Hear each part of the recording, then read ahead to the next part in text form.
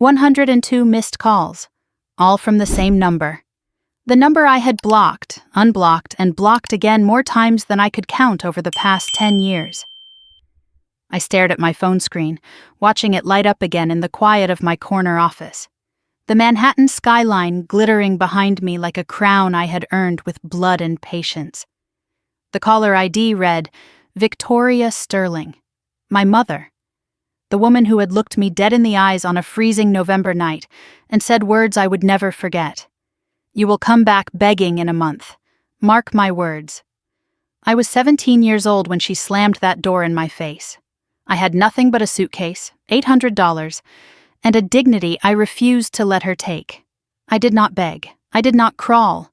I walked away into the darkness, and I never looked back.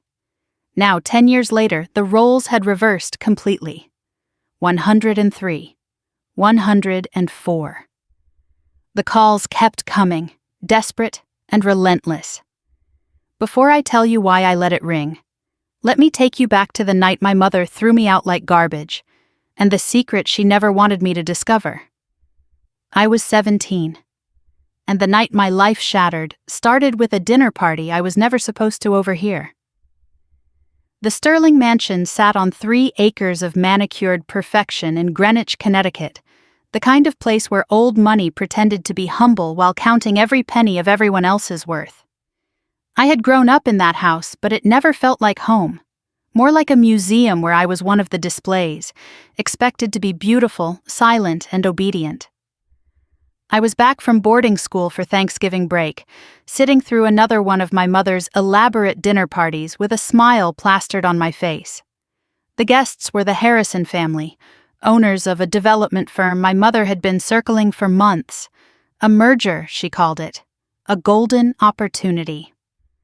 My mother, Victoria, moved through the room like a queen holding court. Perfect blonde hair, perfect posture, perfect smile that never quite reached her eyes. She had married my father when she was 22 and widowed by 27. I barely remembered him, just fragments, a deep laugh, strong hands lifting me onto his shoulders, the smell of cedar and coffee. He died in a car accident when I was 5. My mother remarried 3 years later to Richard, a man who agreed with everything she said and never looked anyone directly in the eyes. My sister Meredith was born a year after that. The golden child, the one who did everything right. I was the reminder of the husband Victoria could not control. I felt it in every glance, every comparison, every cold silence when I entered a room. That night I excused myself to use the restroom.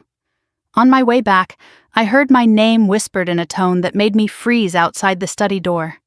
I pressed myself against the wall, heart pounding, and listened. My mother's voice smooth and confident, and Mr. Harrison Sr. gruff and impatient. They were discussing an arrangement. It took me a moment to understand what I was hearing, and when I did, my blood turned to ice. My mother had promised my hand in marriage to Harrison Jr. The merger depended on it. Harrison Sr.'s voice was casual, almost bored. My son is difficult, I admit. But your daughter is pretty enough. She will learn to manage him. My mother's response made my stomach lurch. Elena will do as she is told. She has no other options. I have made sure of that. No other options. The words echoed in my skull. I had met Harrison Jr. once before, at a charity gala the previous spring. 24 years old with a smile that never matched his eyes. He had gripped my arm too hard when we danced, laughed when I winced, and spent the rest of the night staring at me like I was something he planned to collect. There were rumors about his ex-girlfriend, an accident, they called it. She had transferred schools and never spoke publicly again. My mother was selling me to that man, to save a business deal, to protect her empire. I stood in that hallway shaking with a rage I could barely contain, and waited until the guests left to confront her. The living room was empty except for my mother, arranging flowers that did not need arranging, and Richard hovering near the fireplace like a ghost, afraid to take up space. Meredith watched from the top of the stairs, 15 years old and already learning to be invisible when storms were coming. I did not bother with pleasantries. I heard everything. I am not marrying him. My mother's hand stilled on the roses. Her smile stayed frozen in place, but her eyes went sharp. "Excuse me, I heard your little arrangement with the Harrisons. I know about Harrison Jr. I know what he did to his ex-girlfriend. I would rather be homeless than married to a monster you picked for your profit." She turned slowly and the mask slipped. Not the polished hostess anymore. Something colder. Something I had seen glimpses of my whole life but never directly faced. She smiled and it made my skin crawl. "Homeless," she repeated. "That can be arranged." She gave me until morning. "Accept the engagement or leave. No money, no connections, no family." Richard said nothing. Did nothing. Meredith stood frozen at the top of the stairs, tears streaming down her face, but silent. Always silent. I went to my room and packed one suitcase. Clothes, documents, my grandmother's locket, the only jewelry I cared about. I counted my savings, birthday money I had hidden from Victoria over the years. $847. Not much. But it was mine. I looked around my childhood bedroom one last time and realized it had never really been mine at all. Just another room in a house full of beautiful things that belonged to a woman who saw people as possessions. On my dresser sat a photo of my grandmother Margaret, the real founder of Sterling Properties, the woman who had built an empire from nothing and loved me in a way my mother never could. She had died 2 years before, and since then, Victoria's grip on everything had become absolute. I picked up the photo and whispered to her, "I do not know what you meant, Grandma, but I am not staying here to find out." As I zipped my suitcase, I noticed something I had never seen before, a small envelope taped inside the lid. My grandmother's handwriting. "For Elena. When you are ready to leave." My heart slammed against my ribs. I almost opened it right there. But I heard my mother's footsteps approaching, and there was no time. I tucked the envelope into my coat pocket, grabbed my suitcase, and walked downstairs to face her one last time. Victoria waited by the front door, arms crossed, triumph written across her features. Richard stood behind her, useless as always. Meredith was still on the stairs, still crying, still saying nothing. My mother's voice was ice. "Last chance. Walk out that door and you are dead to this family. No calls, no money, nothing." I looked at the woman who had raised me, and I saw nothing. No love, no warmth, not even hatred. Just cold calculation. She had never seen me as a daughter, only as a tool. "I was never alive to you anyway," I said. And I walked out into the freezing November night. The door slammed behind me with a sound that felt like a bone breaking. My mother's voice followed me through the wood. "You will be back begging in a month. You hear me? 1 month." I kept walking. I did not look back. The cold air burned my lungs, and tears froze on my cheeks before they could fall. But I did not stop. I did not beg. What I did not know, what my mother had made certain I would never find out, was that my grandmother had left me something far more valuable than money, something that would destroy Victoria's entire empire. And it was sitting in my coat pocket, waiting for me to be ready. The roadside inn had a flickering neon sign and a clerk who asked no questions. That was all I needed. I had walked for 2 hours along the dark highway, suitcase wheels grinding against the pavement, breath turning to mist in the November cold. $42 bought me one night in a room that smelled like mildew and stale cigarettes. The heater rattled in the corner, pushing out barely enough warmth to stop my shivering. I sat on the edge of the bed, still wearing my coat, and finally allowed myself to feel the weight of what had just happened. I was alone. Truly, completely alone. 17 years old with a suitcase, $800 that would not last long, and a secret envelope I was terrified to open. I pulled my grandmother's locket from under my shirt and held it tight against my chest. The metal was warm from my skin, and for a moment I could almost feel her presence. Margaret Eleanor Sterling, the woman who had built an empire from nothing, the woman who had loved me when no one else did. She had died 2 years ago, and I still felt the loss like a phantom limb, aching in places I could not name. That was when I remembered her words, the ones she had whispered to me the night before she died. Words I had not understood then, words that suddenly felt like a warning. 2 years earlier, I had sat beside her hospital bed in a private suite filled with flowers and the steady beep of machines. She was 78 years old, and the cancer had hollowed her out until she looked like a paper version of herself. But her eyes were still sharp, still fierce. My mother paced outside the room, making phone calls about the estate, already dividing up the spoils before my grandmother had even stopped breathing. For a few precious minutes, I was alone with her. She grabbed my hand with surprising strength. "Come closer, sweetheart. There are things I need to tell you, things your mother must never hear." I leaned in, confused and a little frightened by the urgency in her voice. She studied my face like she was memorizing it. "I have watched how she treats you," she said, "like you are an inconvenience, a reminder of the man she could not control." She was talking about my father, her son, the man Victoria had married and the man who had died when I was 5 years old.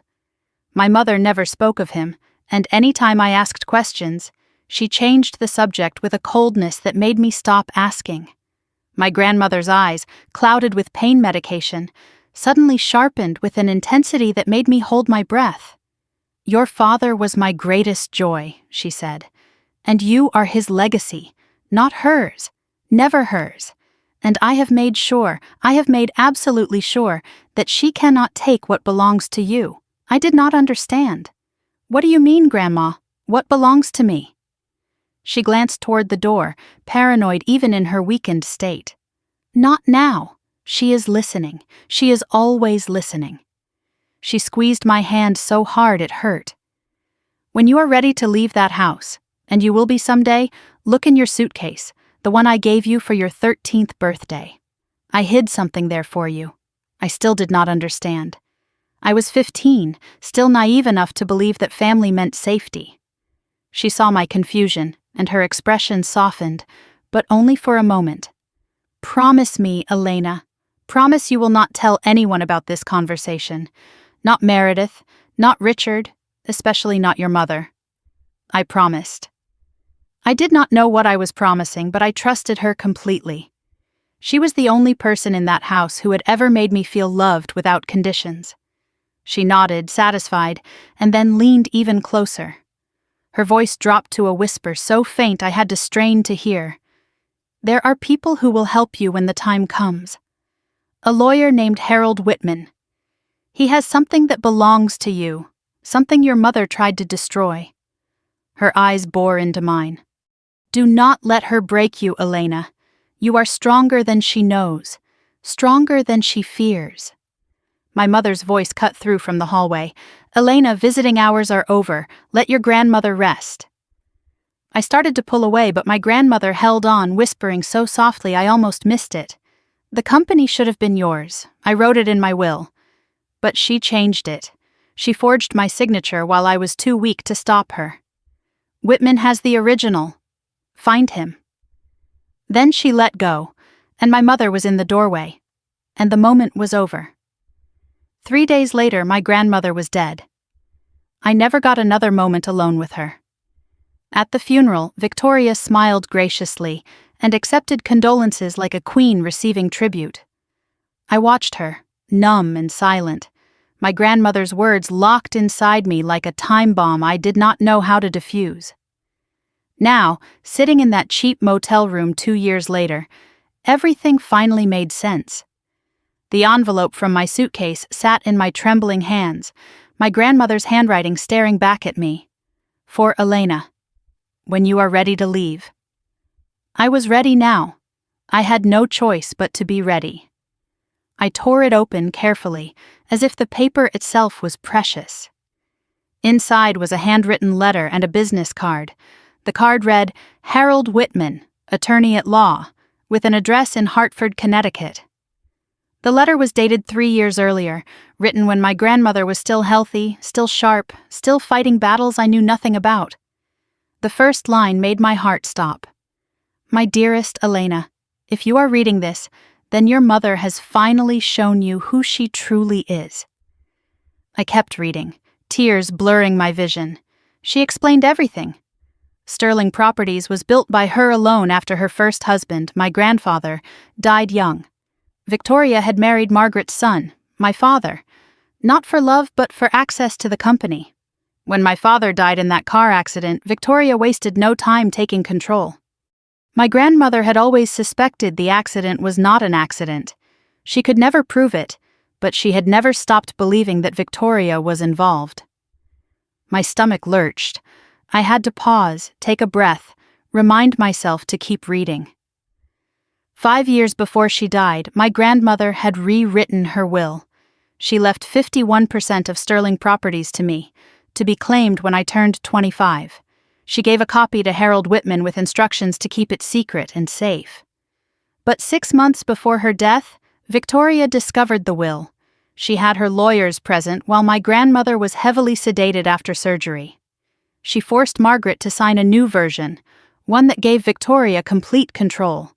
They told the witnesses my grandmother was confused, that she wanted to correct a mistake. She was too weak to fight. But she had already given Harold the original, signed and notarized years before the forgery. The letter ended with words that seared themselves into my soul. "You own Sterling Properties, Elena, not her. Find Harold. Claim what is yours. And when the time comes, make her pay for what she did to both of us." I read the letter 3 more times, memorizing every word. Then I hid it back in the suitcase lining, in the same spot my grandmother had placed the envelope years ago. I looked at Harold Whitman's business card. Hartford was 3 hours away by bus. Part of me wanted to go immediately, demand answers, claim what was mine. But I was 17, homeless, with $800 to my name. I could not fight Victoria now. She had lawyers and money and power I could not imagine. I needed to survive first. Build myself up, learn how the world worked. Then, when I was ready, I would find Harold Whitman. And when I turned 25, I would take back everything she had stolen. I tucked the business card into my wallet and lay down on the lumpy motel bed. For the first time since walking out that door, I did not feel hopeless. I had a purpose now, a goal, a reason to keep going. I did not just leave that mansion with a suitcase and $800. I left with a weapon, a truth my mother thought she had buried forever. 3 days later, a letter arrived at the motel, forwarded from my old boarding school address. The return address said Law Offices of Harold Whitman. Inside was a single sentence. "Your grandmother told me you would come. I have been waiting. Call me when you are ready, but be careful. Your mother has eyes everywhere." 3 weeks after my mother threw me out, I moved to Bridgeport. It was far enough from Greenwich to avoid Victoria's social circle, but close enough to be practical. I found a tiny room above a laundromat, shared bathroom down the hall, $180 a week. The walls were thin enough to hear my neighbor's television at all hours, and the radiator clanked like someone was trapped inside it, but it was mine. My $800 lasted exactly 19 days. After that, survival meant working until my body screamed for rest and then working some more. I took a morning shift at a coffee shop, afternoon deliveries for a pharmacy, and weekend waitressing at a diner. I slept 5 hours a night if I was lucky. I ate 1 real meal a day, usually whatever the diner let me take home after closing. My hands became raw from washing dishes in industrial soap. My feet blistered from standing 12 hours straight. I lost 15 pounds in 3 weeks, not because I wanted to, but because I could not afford to eat properly. I kept Harold Whitman's business card in my wallet, tucked behind my dwindling cash. I had not called him yet. I was too scared, too broke, too focused on simply staying alive. But the worst part was not the exhaustion or the hunger. It was the whispers. Somehow, even 60 miles from Greenwich, my mother's version of the truth had found me first. It happened on a Saturday night at the diner.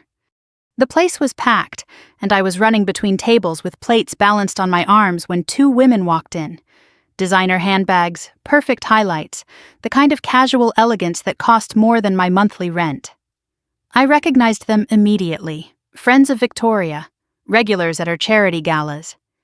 I kept my head down and approached their table, hoping they would not look too closely at the waitress in the stained apron. I was wrong. One of them gasped mid-sentence. "Oh my God, is that Victoria Sterling's daughter?" Her friend leaned in, whispering loud enough for half the restaurant to hear. "The one who ran off with that drug dealer? I heard she has been arrested twice already." My tray trembled in my hands. I forced myself to stay calm, to keep my face neutral, but my heart was pounding so hard I thought they must be able to hear it. The first woman turned to me with a smile dripping in fake sympathy. "Sweetheart, does your mother know you are working here? She has been worried sick about you." Something inside me snapped. My mother knows exactly where I am. She put me here. The words came out sharper than I intended. Both women stared at me, then exchanged glances filled with pity and judgment. The second one shook her head. "The poor thing. Clearly on something. Look at how thin she is." I walked away before I said something that would cost me my job. My manager gave me a warning look, and I swallowed my rage and kept serving tables until my shift ended at midnight. That night, in my tiny room above the laundromat, I borrowed a laptop from a coworker and searched my own name. What I found made me want to scream.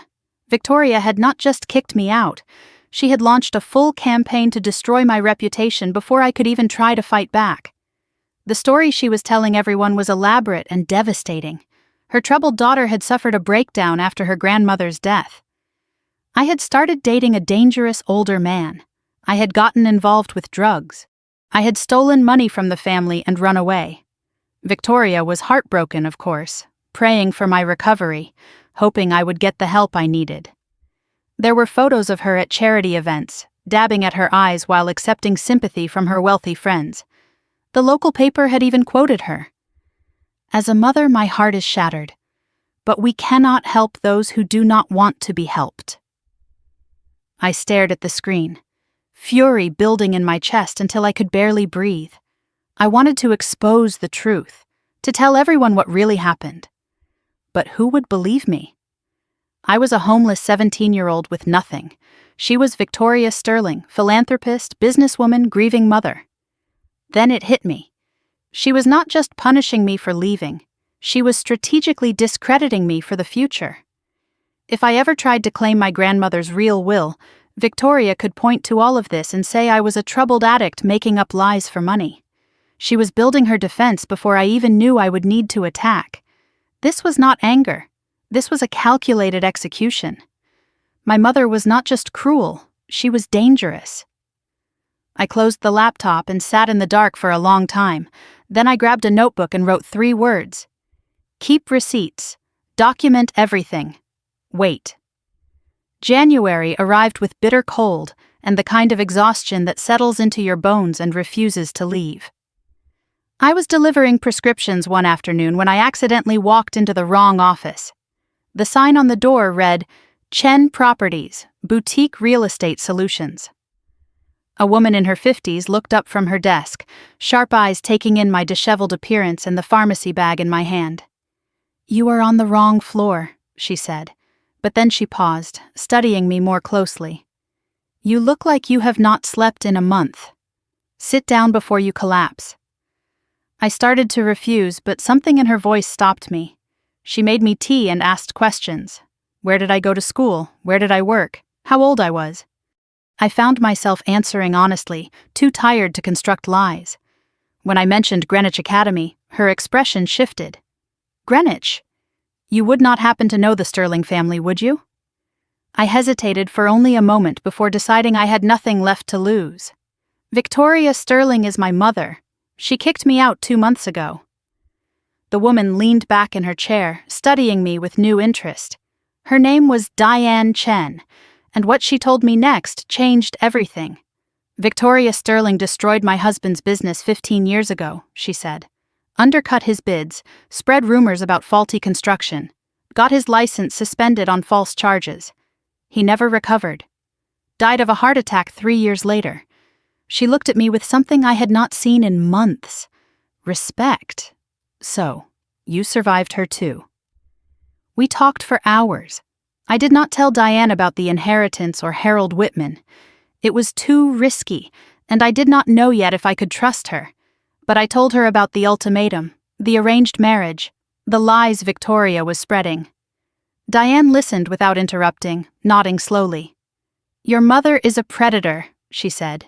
"She finds people's weaknesses and exploits them. The only way to survive her is to become something she cannot destroy." Then she made me an offer. A part-time internship at Chen Properties. No salary at first, just learning the business, watching how deals were made, understanding how power worked. "I am not offering you charity," Diane said. "I am offering you an education, the kind your mother never wanted you to have." Something clicked in my mind. My grandmother had built Sterling Properties from nothing. Diane had built Chen Properties from the ashes of what Victoria destroyed. Maybe I did not need to wait until I was 25 to start fighting back. Maybe I could start building now. I accepted her offer that same day. February came with freezing rain and the first hint that I might actually survive this. I was working mornings at the coffee shop, afternoons at Chen Properties, weekends at the diner. It was brutal, but for the first time I was learning instead of just surviving. Then one night, at 2 a.m, my phone buzzed with an unknown number. I almost ignored it, but something made me answer. A whisper on the other end. "Elena? It is me. Meredith." My heart stopped. I had not heard from my sister since the night I left. She was crying, her voice barely audible. "I cannot talk long." Mom checks my phone. "What is wrong?" I asked. "Are you okay?" "I am fine. I am not fine. Everything is wrong here. Mom is different since you left, angrier, more paranoid." I wanted to comfort her, but I also remembered. She had stood on those stairs and said nothing while our mother threw me out. "Why are you calling me, Meredith?" Her voice dropped even lower. "I found something. In Mom's office. Documents about Grandma's estate." My pulse raced. "What kind of documents? I do not understand all of it." "But there are 2 different versions of Grandma's will, and one of them has your name all over it. Mom has been hiding it. She does not know I saw." My hands were shaking so hard I nearly dropped the phone. Then I heard footsteps in the background on her end. Meredith gasped. "Someone is coming. I have to go." "Wait," I said. "Can you get copies? Can you—" The line went dead. I sat in the dark, heart pounding, phone clutched to my chest. My little sister had just become my only ally inside enemy territory. But I also knew the truth. If Victoria caught Meredith helping me, my sister would face the same fate I did. Or worse. I had to be careful, I had to be patient, and I had to get those documents before my mother destroyed them forever. 6 months after my mother kicked me out, I finally found the courage to make the call. I was 18 now, legally an adult, no longer a runaway minor who could be dragged back home. I had spent months staring at Harold Whitman's business card, tracing the embossed letters with my fingertip, wondering what secrets waited on the other end of that phone number. After Meredith's midnight call about the 2 wills, I knew I could not wait any longer. Something was happening inside that mansion, and I needed answers before Victoria destroyed whatever evidence remained. Diane had noticed me distracted at work, staring into space when I should have been reviewing contracts. She asked me what was wrong, and I told her a partial truth. There is someone I need to meet, a lawyer who knew my grandmother. But I am afraid of what I will find. She looked at me with those sharp eyes that missed nothing. "Fear does not protect you," she said. "It just delays the inevitable. Whatever it is, you face it now or face it later. But you will face it." That night, I dialed the number on the card. It rang 4 times before a gruff voice answered. "I wondered how long it would take you to call. Your grandmother always said you would need time to find your courage. Looks like she was right." Harold Whitman sounded old and tired, but there was a sharpness beneath the weariness that reminded me of my grandmother. He confirmed he had been Margaret's personal attorney for over 30 years. Trusted advisor, friend, keeper of secrets. Your mother fired me the week after Margaret's funeral, he said. Did not even let me attend the service. But your grandmother knew that would happen. She prepared for it. I asked to meet him in person. He agreed, but his conditions made my skin prickle with unease. We cannot meet at my office. Your mother has people watching. We cannot meet anywhere in Connecticut. Too risky. He suggested a location in upstate New York, a small town called Rhinebeck, about 3 hours north. A diner called Martha's Kitchen, his late wife's favorite place. Come alone, he said. Tell no one. And Elena, bring something that proves you are really Margaret's granddaughter. A photo, a letter, anything. I need to know this is not a trap. A trap, I repeated. Why would anyone trap you? The line went silent for a long moment. Then his voice dropped to barely a whisper. Because your mother has already tried twice. Once with a private investigator pretending to be a journalist. Once with a woman claiming to be a distant relative. She knows I have something. She just does not know exactly what. My blood ran cold. Victoria was not just covering her tracks. She was actively hunting for evidence. Harold Whitman had been protecting something for 2 years, waiting for me. And my mother would do anything to find it first. The Greyhound bus left Bridgeport at 6 in the morning on a Saturday in late May. I sat by the window, watching the landscape shift from suburban sprawl to rolling hills dotted with farms and forests. I had brought my grandmother's locket, her original letter, and a photograph from my 15th birthday, showing the two of us laughing together in her garden. 3 pieces of proof that I was who I claimed to be. The bus ride gave me time to think, to organize everything I knew. My grandmother's whispered warning in the hospital, the letter hidden in my suitcase, Meredith's discovery of 2 wills in Victoria's office, and now Harold Whitman, the keeper of the original document that could change everything. I stared out the window and wondered what kind of life I might have had if my grandmother had lived longer, if my father had never died, if my mother had been capable of love instead of just calculation. But wondering did no good. I had learned that lesson the hard way. All I could do now was move forward. As the bus pulled into Rhinebeck, I noticed a black SUV parked across from the station. Tinted windows, Connecticut plates. My heart stopped. Had Victoria found out? Was I walking into an ambush? I stayed frozen in my seat, barely breathing, watching the vehicle. Then the driver stepped out. An elderly woman with a walker, moving slowly toward the pharmacy next door. Just a coincidence. But the fear did not leave me. It never really left anymore. Martha's Kitchen was exactly what I expected from a small-town diner. Red vinyl booths, the smell of coffee and bacon, a Saturday lunch crowd of families and truckers and elderly couples sharing pie. I scanned the room and spotted him in the corner booth. White hair, rumpled suit that had probably been expensive 2 decades ago, reading a newspaper but watching the door over the top of it. I approached slowly. Mr. Whitman? He studied my face for a long moment, his eyes sharp despite his age. Then he nodded. You have Margaret's eyes. Sit down. I slid into the booth across from him and placed my proof on the table. The locket, the letter, the photograph. He examined each item carefully, holding the letter up to the light, running his thumb over my grandmother's handwriting. That is her script, he said finally. I would recognize it anywhere. She wrote this letter at my office, you know. Made me witness it. Said someday you would need proof that she loved you. My eyes stung, but I refused to cry. Not here, not now. Whitman reached into his briefcase and pulled out a thick manila envelope, worn at the edges, sealed with red wax. This, he said quietly, is the original last will and testament of Margaret Eleanor Sterling. Signed, notarized, and witnessed on March 15th, 6 years ago, 2 years before your mother created her alternative version. He slid documents across the table, and I read them with trembling hands. The original will was clear and specific.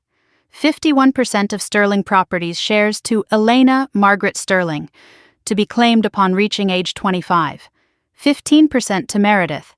34% to Victoria, but with restrictions. She could not sell, merge, or restructure without board approval. There was also a trust fund established for my education, completely separate from Victoria's control. And the family estate in Vermont, the one my grandmother had loved most, was left directly to me. Whitman explained everything in a low voice, glancing occasionally toward the door. Margaret knew your mother would try to seize control after she died. She structured the will to give you majority ownership, but only at 25. She hoped you would be mature enough by then to handle the responsibility and fight back if necessary. The education trust was supposed to protect you through college, but Victoria blocked it by claiming you were estranged and unreachable. I felt sick. Even from beyond the grave, my grandmother had tried to protect me, and Victoria had dismantled every safeguard, stolen every protection, left me with nothing. How did she forge the will? I asked. Whitman's face darkened. 6 months before your grandmother died, Victoria obtained power of attorney. She bribed a doctor named Gerald Hoffman to declare Margaret mentally incapacitated. Then she brought in her own lawyers while your grandmother was heavily sedated after surgery. They created a new will, had Margaret sign it while she was barely conscious, and filed it with the court before anyone could object. Can we prove the forgery? My voice came out harder than I expected. Whitman sighed heavily. I have the original will. I have testimony about your grandmother's mental clarity in the months before that surgery. I have suspicions about the doctor. But suspicions are not evidence. And your mother has spent 2 years covering her tracks. Right now, if we went to court, it would be your word against hers. She has money, lawyers, and a public image. You have a diner job and an internship. The truth of his words settled over me like a weight. I needed more than the original will. I needed proof of the forgery. I needed witnesses willing to testify. I needed time and resources and power I did not have, not yet. Whitman gave me copies of everything, the original will, his notes, a timeline of events. He told me to hide them somewhere Victoria would never look. Not in my apartment, not on my computer. Your mother has resources you cannot imagine, he said. Private investigators, hackers, people who make problems disappear. I understood what he was telling me. I could not fight Victoria now. I would have to wait until I turned 25, 7 more years, but I could use that time to build my case. Document everything Victoria did wrong with Sterling Properties. Find the doctor who had signed off on my grandmother's false incapacity declaration. Locate witnesses from the nursing staff and household who had seen what really happened. And build enough financial independence that Victoria could not destroy me through poverty alone. Your mother is not stupid, Whitman warned as I stood to leave. She is paranoid, but she is also patient. Right now she thinks you are a failed runaway, an embarrassment to forget. Let her keep thinking that. The moment she realizes you are a threat, she will come for you with everything she has. So I stay invisible, I said. I stay quiet. I let her think she has won, until I am ready to prove she lost. He nodded slowly. Then he grabbed my wrist, his grip surprisingly strong. One more thing. Your grandmother left something else. Not in the will, separate, private, a safe deposit box in Vermont. She said you would know what to do with what is inside. But Elena, his eyes darkened, she also said that box contains things that could destroy more than just your mother's reputation. Be very sure you are ready before you open it. I left Martha's kitchen with a folder full of documents, a safe deposit box key pressed into my palm, and a new understanding of what I was really fighting. This was not just about money or inheritance. My grandmother had gathered secrets. Secrets dangerous enough that she had hidden them away, waiting for someone brave enough to use them. And now that someone was me, I just had to survive long enough to become the weapon she knew I could be. 2 years after my mother kicked me out, I barely recognized the girl I used to be. I was 19 now, no longer sleeping in cheap motel rooms or surviving on leftover diner food. I had earned my GED while working full-time, enrolled in online college courses for business administration and real estate law, and studied until 2 in the morning every night because sleep felt like a luxury I had not yet earned. Diane Chen had promoted me from unpaid intern to junior associate, the youngest person to ever hold that title at her company. She had become more than a mentor. She was the closest thing to a mother I had ever known, though neither of us said it out loud. I handled small property transactions on my own now, and my reputation was growing quietly in certain circles. The young woman who never misses a detail. The one who works harder than anyone in the room. My hair was shorter, professional. My clothes were simple but sharp. I had learned to control my expressions, to hide my thoughts behind a pleasant mask. Victoria's daughter had learned to wear a mask too, but mine served a different purpose. Underneath the calm exterior, the anger still burned. I had just learned to use it as fuel instead of fire. On the anniversary of the night I was kicked out, I did something I had been planning for months. I walked into a bank, sat across from a loan officer, and made my first real estate investment, a condemned duplex in Norwalk that nobody else wanted. I bought it for $32,000 using money I had saved penny by penny from every paycheck, every tip, every side job I could find. The building was a wreck. Broken windows, rotting floors, a roof that leaked in 3 places. But it was mine. The first thing I had ever truly owned. I spent every weekend for 4 months renovating it myself. I learned plumbing from YouTube videos and trial and error. I taught myself basic electrical work, drywall repair, painting techniques. My hands blistered and bled. My muscles ached so badly some nights I could barely climb the stairs to my apartment. But I kept going because every nail I hammered was a step away from the girl who had walked out of that mansion with nothing. Diane helped me navigate the permits and inspections. I hired contractors only for the work I legally could not do myself. And when the duplex finally sold for $78,000, I sat alone in my apartment and counted my profit. $19,000 in cash, fanned out on my kitchen table like a winning hand. I did not count it because I needed to. I counted it because I needed to feel it. Every dollar was a brick in the wall I was building between myself and the girl who had once begged for a chance. I would never beg again. I would buy. I reinvested immediately. 2 more distressed properties in working-class neighborhoods, then a 3rd, then a 4th. And in the quiet hours of the night, when the work was done and the apartment was silent, I tracked Sterling properties. I had set up alerts for every news mention, every financial filing, every public record. What I saw confirmed everything Harold Whitman had warned me about. Victoria was destroying the company my grandmother had built. Bad acquisitions that cost more than they earned. Key employees leaving for competitors. Debt increasing every quarter while revenue stagnated. Client lawsuits over broken contracts and missed deadlines. Victoria's management style was her downfall. She was paranoid, controlling, incapable of delegating or trusting anyone. The board was restless, but they were too afraid to challenge her. I documented everything in a private journal, every bad decision, every financial misstep, every employee who quit in frustration. I was building a timeline of incompetence, not just for revenge, but for evidence when the time finally came. The irony was almost poetic. My mother had kicked me out to protect her empire. Now, 4 years later, she was dismantling it herself, brick by brick.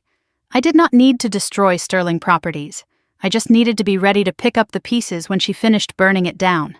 Meredith and I had developed a system. Burner phones purchased with cash, changed every few months, numbers known only to each other. After her call went silent following that first midnight conversation, I had feared the worst. But 3 months later, a new number reached out with our childhood code phrase, and I knew she was still with me. She was 17 now, still trapped in the mansion, still playing the obedient golden child. But secretly, she had become my eyes inside enemy territory. She reported everything. Victoria's erratic moods, her paranoid accusations against employees and board members. Richard sleeping in a separate bedroom, barely speaking at family dinners. The growing tension in a house that had always been cold, but was now becoming something worse. One Saturday afternoon, my burner phone buzzed with Meredith's number. Her voice was strange when I answered. Tight and controlled, almost robotic. Elena, Mom had a meeting with Harrison Sr. last week. behind closed doors. When she came out, she looked scared. I have never seen her scared before. My blood ran cold. The Harrisons. The family Victoria had tried to sell me to. They were still in the picture, and whatever my mother owed them, it was bad enough to frighten her. I told Meredith to be careful, to keep watching, to protect herself above all else. But after we hung up, I sat in the dark for a long time, wondering what kind of deal Victoria had made with those people and what it would cost her when it came due. By my 4th year on my own, I was 21 years old and no longer working at the diner or the coffee shop. Real estate was my full-time career now. My portfolio had grown steadily. 8 properties renovated and sold. 3 rental units generating passive income every month. Net worth approaching $200,000. All of it held under an LLC I had named Phoenix Holdings, rising from the ashes. Diane had made me a partner at Chen Properties, the youngest in company history. My name was not public, and I operated through the LLC to stay invisible.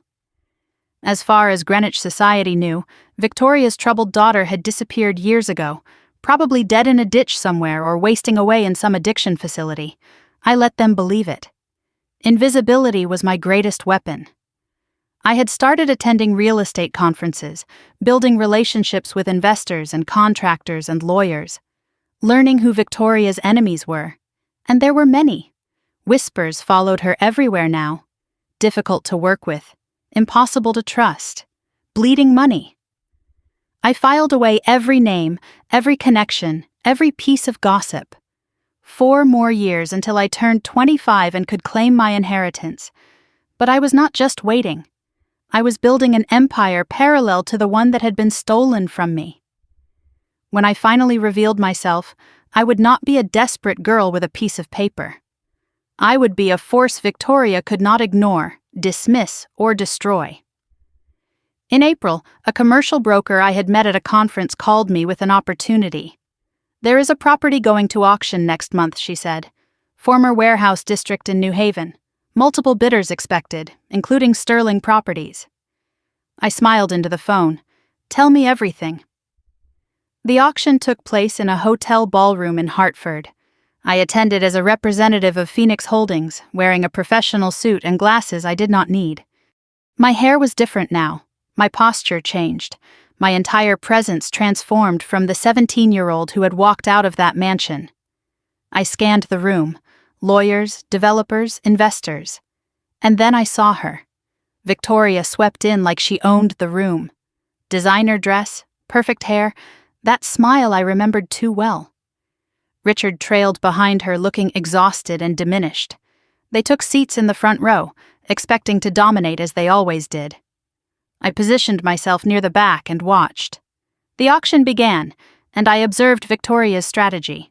She bid aggressively, arrogantly, driving the price higher than the property was worth. Ego over calculation. A classic mistake. I dropped out early as planned and watched her win, overpaying by at least 15%. Another bad decision for my file, another crack in her foundation. As the auction ended and people filed toward the exit, I found myself walking behind Victoria, close enough to smell her perfume. The same Chanel she had worn my entire childhood. She was on her phone, complaining about incompetent contractors and disloyal employees. Her elbow brushed my arm as she passed through the doorway. She did not apologize, did not even glance back, but I stopped, stood in that doorway for a moment, watching her walk away. "Enjoy it while you can, Mother," I whispered. "Your time is almost up." A voice behind me made me freeze. "Excuse me, are you not Victoria Sterling's daughter?" I turned slowly to face a man I did not recognize, tall, dark-haired, watching me with unsettling intensity. "I have no idea what you are talking about," I said calmly. But his eyes told me he did not believe a single word. The stranger's eyes held mine with an intensity that made my pulse race. I kept my expression neutral, the mask I had perfected over 5 years of survival. "I already told you," I said. "I have no idea what you are talking about." He smiled, but there was no warmth in it. Just recognition. My mistake, then. "You just bear a striking resemblance to someone I have been researching for a very long time." He handed me a business card before I could respond. Nathan Cole, Cole Development Group. The name hit me like a slap. Cole Development was one of Sterling Properties' biggest competitors. I had seen their name in industry publications, watched them win bids Victoria had wanted, noted how aggressively they had grown in the past decade, and now their CEO was standing in front of me, claiming to know exactly who I was. I pocketed the card without looking at it. Interesting company, I said carefully. I hear they are doing well. Nathan tilted his head, studying me like a puzzle he was determined to solve. We are. No thanks to Victoria Sterling. She tried to destroy us once. She failed. He paused, letting the words sink in. I am not here to expose you, Elena. I am here because we have something in common. We both want to see Victoria Sterling burn. He said it so casually, like he was discussing the weather. But his eyes told a different story. There was hatred there, the kind that only comes from deep personal wounds. Whatever Victoria had done to this man, it was not just business. It was war. We ended up in a quiet corner of the hotel bar, 2 untouched drinks sitting between us. I kept my guard up, watching for any sign that this was a trap. But something about Nathan's anger felt genuine. Too raw to be performance. He told me his story, and with every word, my understanding of my mother's cruelty expanded. His father, Robert Cole, had built Cole Development from nothing in the 1980s. For years, Sterling Properties and Cole Development had been friendly competitors, occasionally partnering on projects, respecting each other's territory. Then everything changed. When Nathan was 18, his father secured the biggest contract of his career, a waterfront development in Stamford worth tens of millions. Victoria wanted that contract. She did not just compete for it, she annihilated Robert Cole to get it. She spread rumors that Cole Development used substandard materials. She bribed a building inspector to file false safety violations. Robert Cole's license was suspended pending investigation. By the time he was cleared 18 months later, he had lost everything. Clients had fled, his reputation was destroyed. He filed for bankruptcy and never recovered. 6 months later, Robert Cole died of a heart attack. Nathan was 20 years old, burying his father while Victoria Sterling celebrated her stolen victory. She did not just beat him, Nathan said, his voice low and controlled. She erased him, made sure no one would remember Robert Cole as anything but a failure. He died thinking he was worthless. Nathan looked at me with an intensity that made me shiver. I was 20 years old, standing at my father's grave, and I swore I would take back everything she stole. I have been building toward that for 12 years, and now I find out Victoria's own daughter is doing the same thing. That is not a coincidence. That is an opportunity. I should have walked away. Every instinct I had developed over 5 years of survival screamed that trusting anyone was dangerous. Victoria had turned people before. She could have planted Nathan to draw me out. But something in his story resonated too deeply to dismiss. I knew what it felt like to lose a father because of Victoria. I knew the rage that never faded, the hunger for justice that shaped every decision. And I knew that I had been building my case alone for too long. I needed resources, connections, evidence I could not gather on my own. Nathan had all of those things. The question was whether I could trust him enough to share what I knew. Why should I trust you? I asked. For all I know, you are working for her. This could be another one of her traps. Nathan considered the question for a long moment. Then he pulled out his phone and showed me a photograph. His father, gaunt and gray, lying in a hospital bed. The image was devastating. A man who looked 80, but could not have been older than 50. This was taken 2 days before he died, Nathan said. His voice cracked almost imperceptibly. He was 53 years old. Victoria Sterling took everything from him. His business, his reputation, his will to live. He put the phone away. I do not work for her. I exist to end her.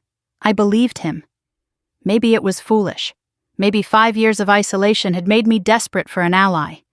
But looking into Nathan's eyes, I saw a mirror of my own pain. Two people destroyed by the same monster, both building toward the same reckoning. We spent the next hour talking strategy. I did not reveal everything.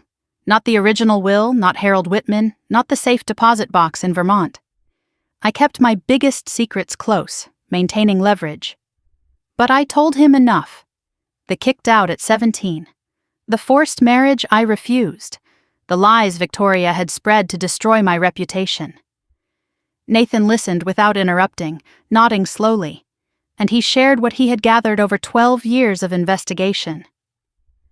Shell companies in Delaware that Victoria used to hide assets, bribes to zoning officials documented through financial records, falsified environmental reports that had allowed Sterling Properties to build on protected land. Together we began mapping Victoria's network of lies. 3 weeks later, I sat in Nathan's office in downtown Hartford, surrounded by whiteboards covered in timelines and documents.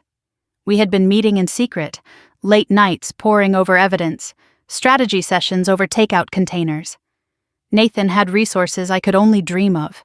Forensic accountants, private investigators, a legal team on retainer. And he had years of documentation I had never seen. The picture emerging was darker than I had imagined. Victoria's corruption ran deeper than simple greed. She had destroyed at least 4 other businesses the same way she destroyed the Coles. She had bribed judges, manipulated land deals, possibly even blackmailed a state senator who had tried to investigate her practices. Nathan was impressed by my discipline, my analytical mind, my cold patience. I was impressed by his resources, his intelligence, his matching hatred. And something else had begun to simmer beneath the surface. One night, past midnight, we were reviewing financial discrepancies in Sterling's third-quarter reports. Nathan reached across the table for a document, and his hand brushed mine. We both froze. For a heartbeat, neither of us moved. The air between us felt charged, electric with something neither of us was ready to name. Then I pulled back, reaching for my coffee instead. "We should focus," I said, my voice steadier than my pulse. Nathan nodded, but his eyes lingered a second too long. We both knew something was shifting between us, and we both knew we could not afford to let it distract us from the mission. 6 months into our alliance, I was 23 years old and closer to Victoria's destruction than ever before. Then Meredith called. Her voice was strange when I answered my burner phone. Tight, controlled, almost robotic.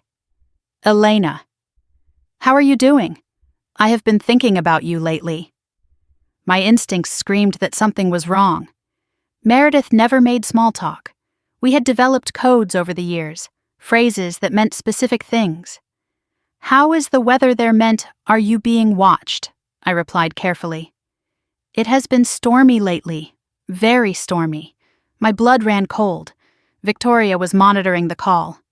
Elena continued in that strange, flat voice. "I hope things clear up soon. Mom says everything will be fine. She has been very attentive lately. Very attentive." The words hit me like ice water.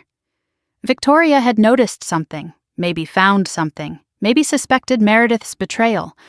My little sister was sitting in that mansion playing the perfect daughter, while our mother circled like a shark that smelled blood.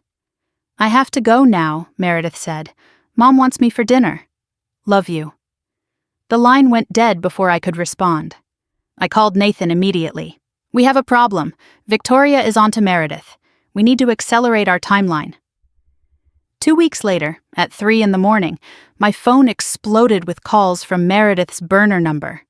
I answered, groggy and confused. Her voice was not controlled this time. It was raw panic, barely a whisper. "Elena, I messed up." She found the phone. She found everything. I bolted upright in bed. "What happened?" "Richard. He was going through my room. I do not know why. He found my hiding spot.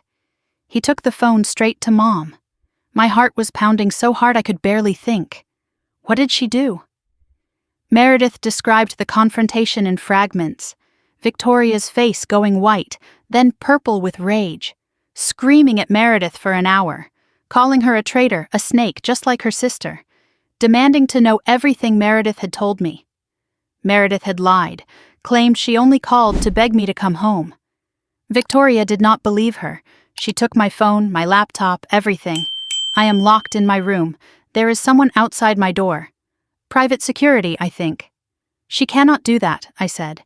You are 19. That is false imprisonment. Meredith's voice cracked. She does not care. She said if I try to leave, she will have me committed. She has a doctor who will sign the papers. The same one who signed for Grandma. The same doctor. The same playbook Victoria had used to forge my grandmother's will. Now she was threatening to use it against my sister. Elena, Meredith's voice broke completely. I am scared. She looks at me the way she used to look at you. Like I am not her daughter anymore. Like I am just a problem to solve. I heard footsteps in the background on her end. Someone was coming. I have to go. Please, please help me. Do not let her do to me what she did to Grandma. Do not let her make me disappear. The line went dead. I grabbed my keys, my jacket, the folder of evidence Nathan and I had compiled. Victoria had finally made a mistake she could not take back. She had shown Meredith exactly who she really was, a monster who would sacrifice her own children to protect her lies. Now Meredith was not just a source, she was a witness. And she was also my sister. I had spent 5 years building toward revenge. But revenge could wait another day. Tonight I had a rescue mission, and God help anyone who tried to stop me. Nathan's office felt like a war room at 3 a.m. Maps of Greenwich spread across the table, security team on standby, lawyers ready to intervene if things went wrong. I paced the floor while Nathan made calls, coordinating resources I could never have gathered on my own. The situation was worse than Meredith had described. Nathan's contact inside the Greenwich Police Department had disturbing news. Victoria had filed a report that evening claiming Meredith suffered a psychotic break and might be dangerous to herself. She was building a paper trail. If we took Meredith and Victoria called the police, they would treat us as kidnappers and my sister as a mental patient who needed to be returned to her mother's care. This was not just a rescue anymore. It was a race against a legal trap. Nathan's security team consisted of 2 former military operatives who asked no questions and followed orders precisely. We had a lawyer on standby for emergency custody issues and a doctor ready to examine Meredith and certify her mental competence the moment we got her out. The mansion layout was familiar to me from 17 years of living there, but Meredith had provided additional details over our years of secret communication. Security changed shifts at 4 a.m. There would be a 15-minute gap. Her room faced the back garden and was accessible through the service entrance. Victoria slept in the master suite on the opposite end of the house. Richard had moved to the guest wing. If we moved fast and quiet, we could extract Meredith before anyone noticed. If we failed, Victoria would use the police report to have my sister committed, and I would lose her forever. We drove through the darkness toward Greenwich, the same roads I had walked 6 years ago with nothing but a suitcase and $800. Everything looked the same. Manicured hedges, iron gates, old money pretending to be humble while destroying anyone who threatened their position. Nathan sat beside me in the back of the black SUV, his hand occasionally brushing mine in silent reassurance. The 2 operatives in front said nothing. They had done extractions before, though I suspected not usually from Connecticut mansions. When the Sterling estate appeared through the trees, my breath caught. The house where I had grown up, the prison I had escaped, the place where my grandmother had died and my mother had stolen everything. Memories flashed unbidden, playing in the garden as a child. My grandmother teaching me the names of flowers by the fountain. The window of my old room, dark now, probably converted to something else. Victoria had erased me from that house long before she kicked me out. We parked 2 blocks away and proceeded on foot. The security operative confirmed the shift change was happening. Nathan's tech person had disabled the electronic lock on the back gate an hour earlier. We slipped through the garden, moving between shadows, and I led the way because I knew every path and hiding spot from years of escaping Victoria's scrutiny. As we approached the back of the house, I saw something that made me freeze. A light in Meredith's window, flickering and unsteady. Not electric light, candlelight. The curtain moved, and I caught a glimpse of my sister's face. Pale, terrified, pressing against the glass. She was watching for us. She knew we were coming. The question was who else knew. The service entrance door had the same old lock I had learned to pick as a teenager sneaking out after curfew. It clicked open easily, and we moved through the hallway past the kitchen where I used to hide during my mother's dinner parties. 12 steps to the second floor. The 7th one creaked, and I skipped it automatically. Meredith's door had a security guard's chair outside it, but the chair was empty. Shift change. I knocked softly. 3 taps, pause, 2 taps. A code from our childhood, from nights when we would sneak into each other's rooms to escape the coldness of that house. The door opened a crack. Meredith's face appeared, tear-streaked and exhausted but alive. Elena. Oh God, Elena. She fell into my arms, and for 1 second I held her tight, feeling her shake against me. Then I pulled back. We have to go, now. Did you get what you needed? Meredith nodded and grabbed a backpack she had prepared. Everything I could find. Emails, financial documents, the fake will, and a recording of Mom threatening to have me committed. A recording. Direct evidence, Victoria's own words captured and preserved. You recorded her, I whispered, stunned. Meredith's eyes were hard in a way I had never seen before. I have been recording her for months. Every conversation, every threat, every admission. She thought I was the loyal one, the stupid one. She never checked my room for devices. My baby sister had become a spy in her own home, and she had gathered ammunition that could destroy Victoria's entire defense. We were 10 feet from the service stairs when a light clicked on behind us. Richard stood at the end of the hallway wearing a bathrobe, holding his phone. His face was pale, conflicted, but his finger hovered over the dial button. I knew you would come, he said quietly. Victoria said you would. She has been waiting.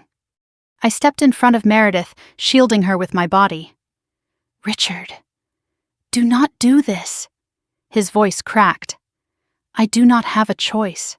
She will destroy me if I let you leave. She is going to destroy you anyway, I said. You know that. You have seen what she does to people who are no longer useful. Richard hesitated. I could see the fear in his eyes, genuine terror of the woman he had married. Not loyalty, not love, just fear. I never wanted any of this, he said. When I married her, I thought she was. I did not know what she was. Then help us. Testify against her. We can protect you. He laughed bitterly. No one can protect me. You do not know the things I have helped her do. If she goes down, I go down with her. His thumb moved toward the call button. Then Meredith stepped forward, her voice cold as ice. Dad, if you make that call, I will tell them everything. About the Harrison deal. About what really happened to Elena's father. About the money in the Cayman Islands. Richard's face went white. How do you know about that? Meredith smiled grimly. I told you. I have been listening. Richard slowly lowered the phone. Whatever secrets Meredith had uncovered, they were enough to terrify him more than Victoria did. The Cayman accounts, I repeated. The Harrison deal. What really happened to my father? We need to talk about that later. Meredith nodded. Later. Right now we need to go. Richard stepped aside, defeated. Just go. But Elena, she will not stop. You know that. She will come for all of you. We moved down the service stairs, through the kitchen, out the back door. No more need for stealth. We ran across the garden, through the gate, sprinting toward the waiting SUV. The engine started as we threw ourselves inside. Nathan grabbed my hand as we pulled away. I looked back at the mansion one last time and saw a light click on in the master bedroom. Victoria's silhouette in the window. She knew, and the war had officially begun. My phone rang before we had gone a mile. Unknown number. I answered without thinking. Victoria's voice came through the speaker, cold and controlled. "Hello, Elena. I was wondering when you would finally show your face." My blood froze, but I kept my voice steady. "Victoria. That is mother to you, sweetheart. Though I suppose you have given up that privilege." Her voice dripped with venom. "You think you have won something tonight. You have taken my weak, pathetic daughter and run off with your little boyfriend." How touching. "But let me explain something to you." She paused, and her voice dropped to a whisper that felt louder than a scream. "I have known where you were for 2 years, who you have been working with, what you have been building. You thought you were invisible. I have been watching you the entire time. And now that you have shown yourself, the real game begins." I looked at Nathan, ice in my veins. Victoria continued, her voice sharp as a blade. "You have 48 hours to return Meredith. After that, I file kidnapping charges. And do not think your little company will protect you. I have already made some calls." "Meredith is 19, I said. "An adult. She left of her own free will." Victoria laughed. "My lawyers will have a different story. A troubled young woman suffering from delusions, manipulated by her estranged sister with a vendetta." "The same playbook you used on Grandma," I said. "It will not work this time." Silence. Then Victoria's voice, dangerous and low. "Do not you dare speak about my mother." "Your mother," I replied. "She built everything you have, and she wanted me to have it. We both know the truth about that will, Victoria." The line went dead. Nathan's phone rang immediately. He answered, listened, and his face went grim. He looked at me. "Check your bank accounts. Now." I opened my banking app with trembling fingers. For a moment, I did not understand what I was seeing. Then it hit me like a punch to the gut. Every account I had, personal and business, Phoenix Holdings and my private savings, all of it frozen. Red warnings across every screen. Suspected fraud. Investigation pending. Account holder Elena Victoria Sterling. My mother had not just called me. She had declared war. And her first strike had already landed. Nathan took my hand, the first time he had touched me deliberately. "We will figure this out. She wants you to panic. Do not give her the satisfaction." I looked at Meredith clutching her backpack full of evidence, at Nathan, whose empire was also now under attack, at my frozen accounts and my invisible life suddenly exposed. Victoria had drawn first blood, but she had also made a critical mistake. She had shown us exactly how far she was willing to go. There was no negotiating now. No halfway measures. Only one of us would survive this. And I was done hiding. 2 weeks after the rescue, my life had been systematically dismantled. Victoria worked fast. My apartment lease was terminated by an anonymous complaint about illegal activity. Every bank account I had was frozen pending a fraud investigation. Phoenix Holdings assets were seized for audit. Diane Chen called me with tears in her voice, explaining that her lawyers had advised her to suspend my partnership until the investigation concluded. She did not want to do it. She had no choice. 6 years of building, potentially destroyed in 14 days. I was living in Nathan's guest house now, the only roof available to me. Meredith was in a safe house 30 miles outside Hartford, protected by Nathan's security team.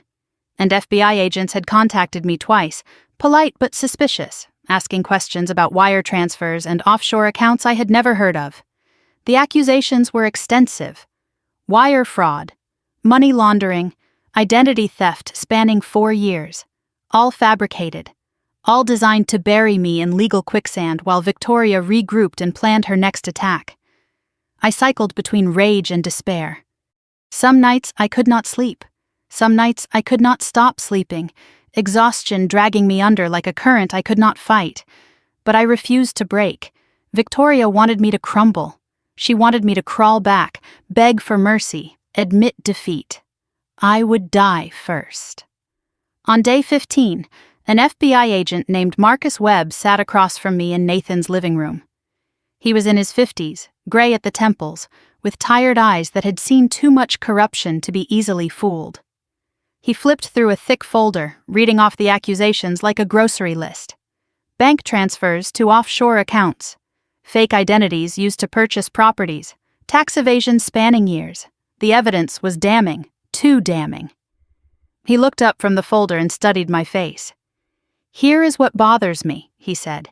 "It is too extensive, too clean, almost like someone wanted us to find exactly what we found, exactly when we found it." My heart skipped. "What are you saying, Agent Webb?" He closed the folder slowly. "I am saying someone with significant resources really wants you destroyed. And I would like to know why." For the first time in 2 weeks, I felt something other than despair. This man was not a fool. He could see the frame for what it was. The question was whether he could prove it. Nathan assembled a war room in his home office, whiteboards covered with timelines, laptops running forensic analysis, former federal prosecutors and forensic accountants working around the clock.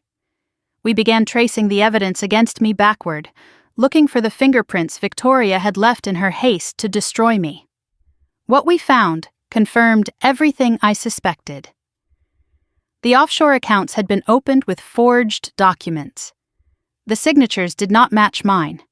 The fake identities used IP addresses in Connecticut, nowhere near my actual locations during the alleged crimes. The timeline of supposed offenses overlapped with dates I could prove I was elsewhere, working, attending conferences, documented by dozens of witnesses. Someone with access to my personal information had created a parallel criminal identity and planted it where the FBI would find it. The forensic IT specialist discovered something even more damning. The anonymous tips that had triggered the investigation all originated from the same source. They were routed through multiple VPNs to hide the trail, but the original IP traced back to Sterling Properties' corporate network. Not proof yet, but a thread to pull. "There is something else," the specialist said, frowning at her screen. "Whoever built this fake identity had access to documents from your childhood. Your original Social Security card application, your father's death certificate, your grandmother's estate records." She looked up at me. "This is not just someone who researched you. This is someone who had direct access to your family's private files for years, possibly decades." Victoria had been preparing to destroy me long before I ever walked out that door. I drove to the safe house to see Meredith for the first time since the rescue. She looked better than I expected, still processing trauma, still waking from nightmares. But there was a fierce determination in her eyes that reminded me of our grandmother. She had been organizing the evidence she brought from the mansion. 37 audio recordings of Victoria spanning months of secret surveillance, photographs of financial documents, emails between Victoria and her lawyers discussing how to neutralize the Elena problem. Records of payments to Dr. Gerald Hoffman, the physician who had signed the papers declaring our grandmother mentally incapacitated. Meredith played one of the recordings for me. Victoria's voice filled the room, cold and calculating. "If she ever comes back, I will have her committed, same as my mother. The doctor knows what to do." Hearing it was different from knowing it. My hands shook as I listened to my mother casually discuss destroying me. Meredith took my hand. "I know, I lived with that voice for 6 years after you left. Every day pretending I did not hear, pretending I was loyal." Then she pulled out a small USB drive and held it like it might explode. "There is one more thing. I found this in Mom's personal safe. She does not know I have the combination." I watched her open it once and memorized the numbers. She paused, her voice dropping to a whisper. "Elena, it is about Dad. Our real Dad. The police report from his car accident. And a second report, one that was never filed. The medical examiner's original findings before they were changed. My blood turned to ice. Changed how?" Meredith met my eyes. The original said his brakes were tampered with. The official report said driver error. I read the documents 3 times, tears streaming down my face. My father, David Sterling, had died when I was 5 years old. The official story was that he lost control on a rainy night and crashed into a ravine. Driver error, case closed.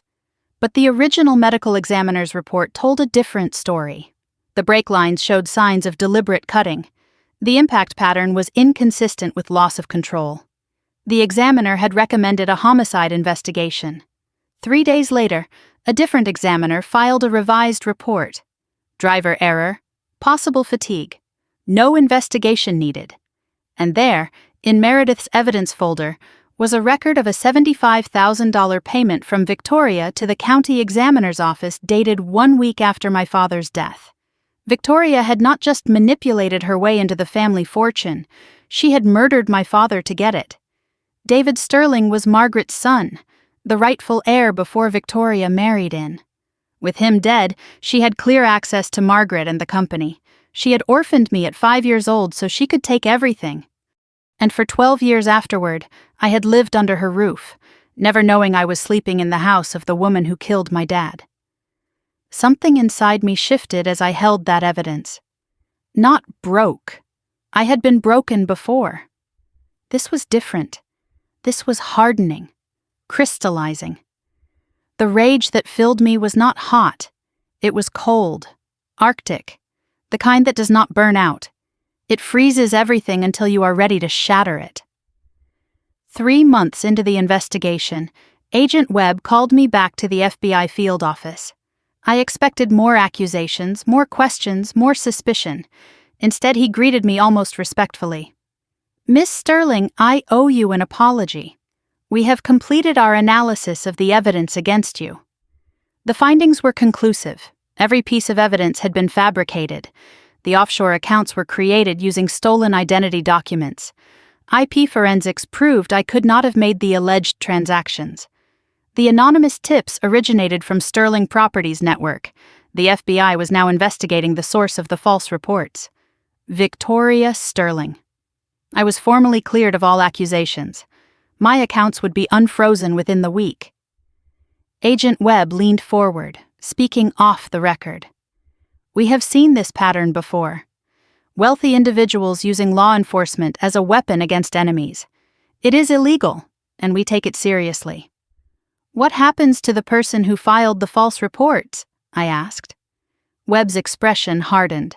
"That is an ongoing investigation. But between us, she made a mistake. She left fingerprints everywhere because she was too arrogant to think anyone would check." As I stood to leave, he stopped me with one more piece of information. "During our investigation, we found some irregularities in Sterling Properties' financial records. Unrelated to your case, but significant. We have referred them to our Financial Crimes Division." He handed me his card. "If you happen to have any additional information about Victoria Sterling's business practices, we would be very interested to hear it." I took the card. "Agent Webb," I said, "you have no idea what I have." For the first time in months, I smiled. 6 months after the rescue, I was 24 years old and finally ready to fight back. Nathan and I had assembled a legal army, former federal prosecutors, forensic document experts, investigators who specialized in corporate fraud.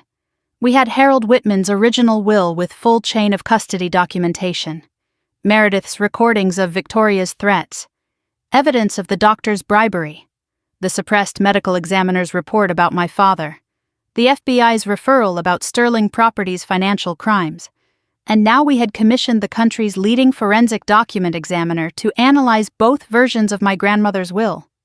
His name was Dr. Samuel Reeves, and he had spent 8 weeks studying every stroke of ink, every fiber of paper, every chemical marker that could reveal the truth. Today was the day of his final report. He sat at the conference table, sliding a 200-page analysis toward me. The original will is consistent with Margaret Sterling's known handwriting, pressure patterns normal, ink age verified to 6 years before her death. Victoria's version shows clear signs of forgery, pen pressure inconsistent, stroke patterns showing hesitation marks typical of someone copying rather than signing naturally. And most damning of all, the paper contains chemical markers that did not exist in commercial paper until 18 months after Margaret Sterling died. He removed his glasses and looked at me directly. "Miss Sterling, this is not just my opinion. This is scientific fact that will hold up in any court in the country. Your grandmother's will was forged, and I can prove it beyond any reasonable doubt." I held the report in my hands. 200 pages of scientific proof that Victoria had stolen my inheritance. Combined with everything else we had gathered, it was not just a lawsuit, it was an avalanche. Nathan sat beside me, reviewing the summary. So what now? I looked at the evidence spread across the table. 6 years of pain transformed into ammunition. Now we file, and then we take everything. 8 months after the FBI cleared my name, Phoenix Holdings had become something Victoria could no longer ignore. I was 24 now, approaching 25, and the company I had built from nothing was finally stepping out of the shadows. Our new headquarters occupied a renovated warehouse in downtown New Haven, 3 floors of open space filled with energy and ambition. 12 employees worked for me now, including 3 former Sterling Properties executives who had defected over the past year. Revenue was approaching $8 million annually. The name Phoenix had become known in Connecticut real estate circles, though the connection to Elena Sterling remained hidden. On paper, I was still just E. Whitman, a mysterious figure operating through an LLC. My mother had no idea that the competitor slowly eating into her market share was her own daughter. The irony was delicious. Victoria had kicked me out with nothing, expecting me to crawl back broken. Instead, I had built a company that was systematically targeting every deal she wanted. Every property I won was one she lost. Every client I attracted was a relationship she had neglected. Death by 1,000 cuts. She knew someone was hunting her. For the first time in her life, Victoria Sterling was the prey. She just did not know the predator shared her blood. The defectors from Sterling Properties had become my secret weapons. Marcus Chen had been Victoria's vice president of acquisitions until she publicly humiliated him at a board meeting for questioning one of her decisions. He brought connections and deal knowledge that would have taken me years to build. Sandra Wells had been Sterling's lead accountant until she discovered financial irregularities and was threatened into silence. She brought evidence and expertise. James Okonkwo had been a project manager who refused to bribe a zoning official and was fired for his integrity. He brought honor to a company that valued it. None of them knew who really owned Phoenix when they joined. They only knew it was not Sterling. When Marcus eventually discovered the truth, he laughed for 5 solid minutes. "Victoria's own daughter is the one taking her down," he said, wiping tears from his eyes. "This is better than I ever imagined." Their loyalty became personal after that, not just professional. They had all suffered under Victoria's cruelty. Now they had a chance to make it right. Sandra knocked on my office door one afternoon with a peculiar expression. "I have been cross-referencing Sterling's public filings with my records from when I worked there," she said. "Something does not add up. They are reporting revenue they could not possibly have. Either they have found a miracle cash source, or they are cooking the books to hide how badly they are bleeding." I leaned forward. "How badly?" Sandra placed a spreadsheet on my desk. The numbers were devastating. At this rate, Sterling Properties would be insolvent within 18 months. Victoria was running my grandmother's company into the ground. 3 weeks later, my phone buzzed with a text from an inside contact still working at Sterling. The message was brief, but explosive. "She knows. Board meeting today." Someone showed her the connection between Phoenix and your grandmother's lawyer. She went white, then red, then started screaming. Evacuated the floor, security escorting people out. It is chaos. I read the message 3 times, letting it sink in. Victoria had hired investigators to find out who was behind Phoenix Holdings. It had taken them months to connect E. Whitman to Harold Whitman to me. But now she understood. Now she knew that her forgotten daughter had been fighting her from the shadows for years. According to my contact, Victoria had thrown a chair through her office window when she realized the truth. She canceled all meetings for the rest of the week. Richard was seen leaving the building carrying boxes, possibly moving out for good. For 6 years I had been invisible, the troubled runaway, the embarrassment to forget. Now Victoria knew she had been fighting her own child.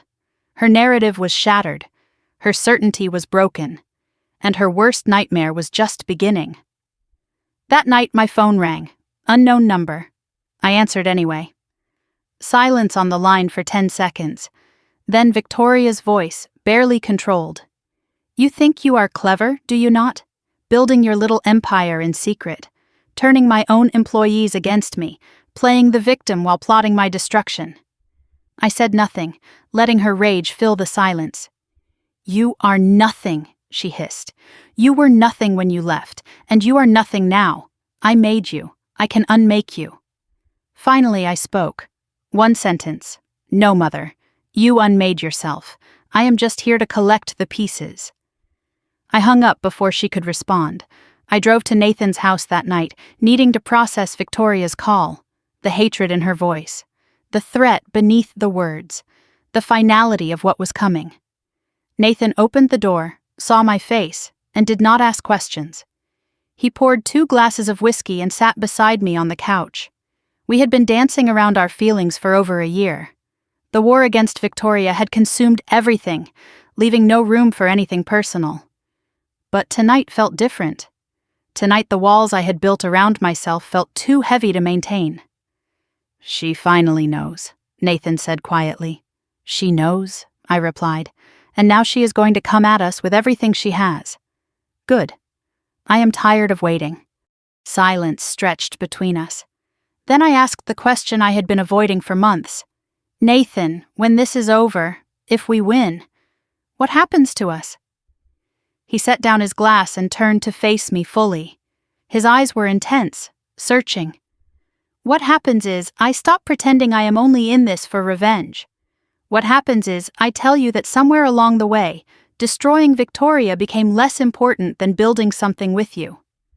My heart pounded. I had kept everyone at distance for 7 years.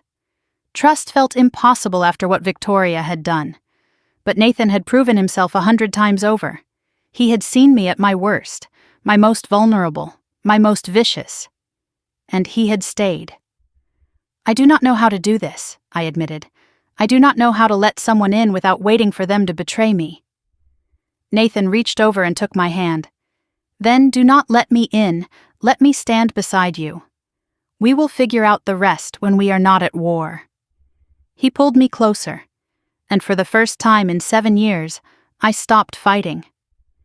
The kiss that followed was not gentle, it was fierce, desperate, the release of everything we had been holding back. When we finally pulled apart, I realized something had shifted. I did not just want to destroy Victoria anymore. I wanted to survive her. I wanted a life on the other side of this. And I wanted Nathan in it. 1 month later, we gathered in the law offices of Harrison and Webb to coordinate the final assault. Elena, Nathan, Meredith, and our legal team filled the conference room. The civil lawsuit contesting the forged will was ready to file. The criminal referral for fraud and forgery was prepared for the prosecutor. The evidence about my father's death had been handed to the cold case unit. Meredith's recordings had been authenticated and certified admissible. And the FBI financial crimes investigation was building momentum every day. My 25th birthday was 3 months away. The day I could legally claim my inheritance under the original will. But we were not waiting for the birthday. We would file suit next week and force Victoria to fight on multiple fronts simultaneously. Nathan announced that Coal Development would publicly propose a merger negotiation with Phoenix Holdings. Combined, we would be larger than Sterling Properties. The board would panic. Sterling stock was already dropping. Victoria's control depended on the illusion of stability. Shatter that illusion, and the board might turn on her. Then Meredith spoke up. There is one more thing. I was waiting until we were all together. She slid a document across the table. A letter, handwritten, addressed to the Sterling Properties Board of Directors, signed by Richard. He sent this to me last week, Meredith said. He wants to testify against Victoria in exchange for immunity. I stared at the letter. Richard, the spineless stepfather who had helped Victoria destroy countless lives, was offering to flip. Can we trust him? Nathan asked. Meredith smiled coldly. We do not have to trust him. We just have to use him. He knows where the bodies are buried. Some of them literally. 2 weeks later, I attended the Connecticut Commercial Real Estate Conference as the public owner of Phoenix Holdings for the first time. My identity was about to become very public. Nathan stood beside me in the crowded ballroom. Meredith watched via live stream from the safe house. A major announcement was expected. The $200 million waterfront redevelopment project in Bridgeport was going to bid. The largest single development in Connecticut in a decade. City officials took the stage and announced the two finalists, Sterling Properties and Phoenix Holdings. The room buzzed with confusion. Phoenix? Who ran Phoenix? I stepped forward to accept the finalist certificate. The MC read my full name into the microphone, Elena Margaret Sterling, CEO of Phoenix Holdings. Gasps rippled through the crowd. Cameras flashed, whispers erupted everywhere. And across the room, Victoria Sterling stood frozen, her face white with shock and fury. Our eyes met across the ballroom. For one delicious moment, we stared at each other. Then I smiled politely, accepted the certificate, and returned to my seat. After the ceremony, Victoria cornered me in the hallway. Security guards flanked us both, but neither moved to intervene. She was shaking with rage. "You think this is victory?" she hissed. "This is a circus, a spectacle. When the bidding starts, I will crush your little company. I will outspend you, outmaneuver you, destroy every relationship you have built." I tilted my head, studying the woman who had haunted my nightmares for 7 years. She looked older than I remembered, smaller somehow. The mask of perfection was cracking. "You can try," I said calmly. "But here is the thing, Mother." I leaned in close, whispering so only she could hear. "I have the original will. I have recordings of your threats. I have proof you forged Grandma's signature. I have evidence you murdered my father. And I have Richard, ready to testify to all of it." I pulled back, watching the color drain from her face. "This bid is not about the project. It is about watching you lose everything in front of everyone who ever feared you. And Mother, you are going to lose." Victoria stood frozen in that hallway, her mask finally cracking completely. For one moment I saw something beneath the calculation and cruelty, pure animal terror. She knew. She finally understood that this was not a business competition. This was an execution. And she was already strapped to the chair. I walked away without looking back. My phone buzzed. "Nathan, board meeting scheduled for next week. 3 directors want to discuss leadership concerns. It is starting." I smiled, sliding the phone into my pocket. The bidding war was just the public show. Behind the scenes, Victoria's empire was already crumbling, the board was turning. Richard was flipping, the FBI was circling, and in 3 months I would turn 25, old enough to claim what was always mine. The only question left was whether Victoria would still be free when that day came, or whether she would be watching from a prison cell. I woke at 5 in the morning on my 25th birthday, too anxious to sleep. Today was 2 milestones in one. The day I could legally claim my inheritance under my grandmother's original will. And the day of the final bid presentation for the $200 million Bridgeport waterfront project. 8 years of building had led to this moment. 8 years of survival, of patience, of watching my mother destroy herself while I grew stronger in the shadows. Nathan brought me coffee and kissed my forehead. "Happy birthday. Ready to destroy your mother?" I smiled grimly. I have been ready for 8 years. Our final review of the Phoenix bid package confirmed what I already knew.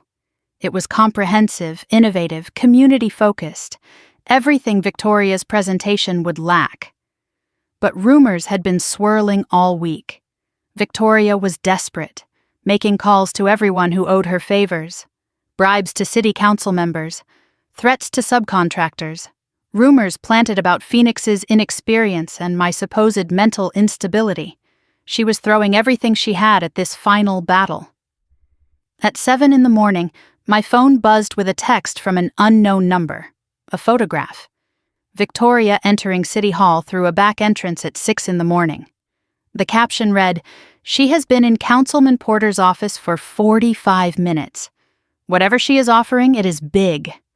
I forwarded the image to our legal team. If Victoria was bribing officials, we would have evidence. If she was just desperate, she would make mistakes. Either way, I was ready. The media gathered outside City Hall like vultures sensing blood. The Bridgeport waterfront bid had become statewide news, not just because of the money, but because of the family drama. Headlines had been running for weeks. Sterling versus Sterling.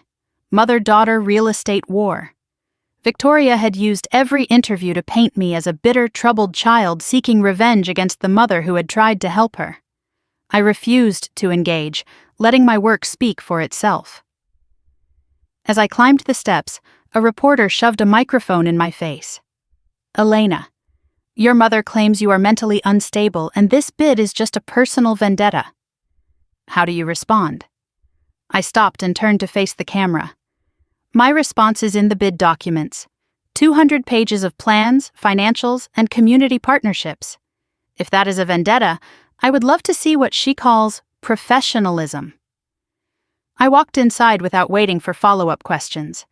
Behind me, I heard another journalist mutter, "God, she is good." I allowed myself one small moment of satisfaction. Then it was time to fight. The sabotage attempts had started before I even reached the building. My lead contractor called in a panic. Someone had been calling our suppliers, telling them Phoenix was going bankrupt and would not pay. 3 of them were threatening to pull out. My PR person reported anonymous tips sent to every news outlet claiming Phoenix Holdings had ties to organized crime. Nathan's office called with news that someone had tried to access our sealed bid documents through a hacked city employee login. I stayed calm. I documented everything. I called suppliers personally and reassured them with bank statements proving our solvency. Legal sent cease and desist letters to media outlets publishing unverified claims. We reported the hacking attempt to Agent Webb, adding another item to Victoria's growing file. She was fighting dirty. But dirty fighting leaves fingerprints. The city council chambers were packed. Media, investors, community members, industry professionals. Victoria sat on one side of the room. I sat on the other. The first time we had been in the same space since I confronted her in that conference hallway. Sterling Properties presented first. Victoria took the podium with decades of experience radiating from every gesture. Polished, confident. Her presentation was slick. Glossy renderings, a celebrity architect, promises of jobs and tax revenue that sounded impressive until you looked closely. I noticed what the council might miss. The financials were vague, the timelines were unrealistic, the community benefits were promises without specifics. A council member asked about Sterling's debt-to-equity ratio. Victoria deflected smoothly. "Our financials are solid." Next question. Another asked about the FBI investigation into Sterling's accounting practices. Victoria's face tightened almost imperceptibly. Unfounded allegations from disgruntled former employees. The room shifted uncomfortably. Everyone had read the news. My turn came, and I approached the podium with my heart pounding but my voice steady. My presentation was everything hers was not. Detailed, transparent, community-centered. I showed actual letters of support from local businesses. Guaranteed local hiring commitments with penalties if we failed to meet them. Partnership with the community college for job training programs. Full financial transparency with every number available for review. Halfway through my presentation, I noticed Victoria whispering urgently to her lawyer. Something was wrong. I kept presenting but watched from the corner of my eye. Then Victoria stood abruptly and walked out of the chambers. Her lawyer followed, phone pressed to his ear. Something had happened. Something that could not wait. I finished my presentation, answered the council's questions thoroughly, and stepped down from the podium. Whatever had rattled Victoria, I would find out soon enough. And I had a feeling it was very bad news for her. 2 hours later, both teams waited in the hallway outside the chambers. The doors were closed for deliberation. The tension was suffocating. I stood with Nathan, Meredith, and our team. Victoria stood alone. Richard was nowhere to be seen. Her lawyer was still on the phone, pacing near the windows. Victoria's composure had shattered. Her makeup was smudged. Her hands trembled visibly. Whatever news she had received during my presentation had broken something in her. The doors finally opened. The council president approached the podium. After careful deliberation, the Bridgeport City Council has selected the proposal that best serves our community's interests. She paused. The room held its breath. The $200 million waterfront redevelopment contract is awarded to Phoenix Holdings. My team erupted in cheers. Nathan grabbed my hand and squeezed tight. Meredith was crying, happy tears for the first time in years. I looked across the room at Victoria. She did not react to the announcement. She just stood there, frozen, staring at me with an expression I had never seen before. Not anger, not hatred, fear, pure, undiluted terror. Her phone buzzed. She looked at the screen, and what little color remained in her face drained completely. Her hands shook so badly she dropped the phone. It clattered on the marble floor, screen facing up. I was close enough to read the notification. FBI, warrant issued. Call immediately. The walls were closing in on Victoria Sterling, and she finally knew there was no way out. 1 hour after the vote, I stepped out of our victory celebration to take a call. Unknown number. Richard's voice on the other end, broken and desperate. Elena, do not hang up, please. I need to talk to you. I almost ended the call immediately, but something in his voice stopped me. He sounded terrified in a way I had never heard before. The FBI raided our home this morning, he said. While Victoria was at City Hall, they took everything. Computers, files, safe contents? Good, I replied coldly. You both deserve it. You do not understand. It is worse than you know. Victoria did not just forge the will. She has been embezzling from Sterling Properties for years, tens of millions. The company is hollow, debt hidden through fake subsidiaries. My blood ran cold. How hollow? Richard's explanation was devastating. Victoria had taken out massive loans using Sterling shares as collateral. The Bridgeport bid was her last chance to generate cash flow to cover the gaps. Without it, Sterling Properties would collapse within months. And there was more. She has been paying the Harrisons with company money to keep them quiet about something, he said. The Harrisons, the family Victoria had tried to sell me to. Something else? I demanded. What something else? Richard's voice cracked. Your father. The Harrisons helped cover it up. Their son, the one Victoria tried to force you to marry, he was the one who cut the brake lines. Victoria paid them to make it look like an accident. I stood in that hallway, phone pressed to my ear, and felt my entire understanding of my life rearrange itself. Harrison Jr., the violent man I had refused to marry at 17, had murdered my father when I was 5 years old. Victoria had paid his family to do it, then tried to sell me to them as a bride to keep the secret buried forever. It was not just business. It was not just greed. It was monstrous beyond anything I had imagined. Why are you telling me this now? I asked, my voice cold as steel. Because Victoria is going to prison, Richard replied, and I am trying to stay out. I will testify to everything. But I need your help. I need immunity. I processed Richard's revelations in the silence of the empty hallway. Nathan appeared in the doorway, sensing something was wrong. What about the Harrison family? I asked Richard. Are they still a threat? They are already negotiating with the FBI, he said. Everyone is trying to make deals. It is every man for himself now, and the evidence? The proof of what they did to my father? Harrison Sr. kept records. Insurance, he called it. The FBI has it now. It is over, Elena. All of it. Victoria's entire house of cards is collapsing. I told Richard I would have my lawyers consider immunity, but made no promises. If he was lying, if this was a trap, I would personally ensure he spent the rest of his life in prison next to Victoria. He said he understood. I hung up and told Nathan everything. The Harrison involvement, the embezzlement, the imminent collapse. His face went from shock to grim satisfaction. So we did not just win the bid, he said. We won everything. I shook my head. Not yet. Victoria is still free. The board has not removed her. And I still do not have my inheritance. My phone buzzed. A text from Agent Webb. Ms. Sterling. Arrest warrant issued for Victoria Sterling. Charges include fraud, forgery, obstruction of justice, and conspiracy to commit murder. She has 24 hours to surrender. Thought you should know before it hits the news. Conspiracy to commit murder. They believed us. They had enough evidence. My mother was about to be arrested for killing my father. I waited for satisfaction, triumph, closure. But all I felt was empty. And then, slowly, relief. The weight I had carried for 8 years was finally about to lift.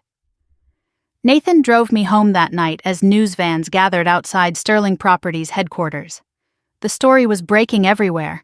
By morning it would be on every channel in the country. But Victoria was not answering her phone. Her lawyer claimed not to know her location. The FBI was searching, but she had not been seen since leaving City Hall. As we pulled into Nathan's driveway, my phone rang. Unknown number, I answered. Victoria's voice, eerily calm, almost peaceful. Hello, sweetheart. I suppose you think you have won. My heart stopped. Where are you? Does it matter? I just wanted you to know, this is not over. It will never be over. You took everything from me. And before they put me in handcuffs, I am going to make sure you understand what it feels like to lose everything too. The line went dead. I looked at Nathan, ice in my veins. She is planning something bad. We had 24 hours before Victoria had to surrender, and in that time, a desperate woman with nothing left to lose could do a lot of damage. Midnight came and went without word from Victoria. I paced Nathan's living room, checking my phone every few minutes, unable to sleep. Security was posted outside. Meredith had been moved to a different safe house as a precaution. The FBI was searching, but Victoria had vanished completely after her threatening call. 12 hours since she promised to make me understand what it felt like to lose everything. Nathan tried to get me to rest, but I refused. Victoria had resources, connections, desperation. She could be anywhere. Fleeing the country, hiding locally, planning something terrible. I kept replaying her words. This is not over. It will never be over. What did Victoria have left to take? Meredith was safe. Nathan was here. The company was won. The inheritance was secured.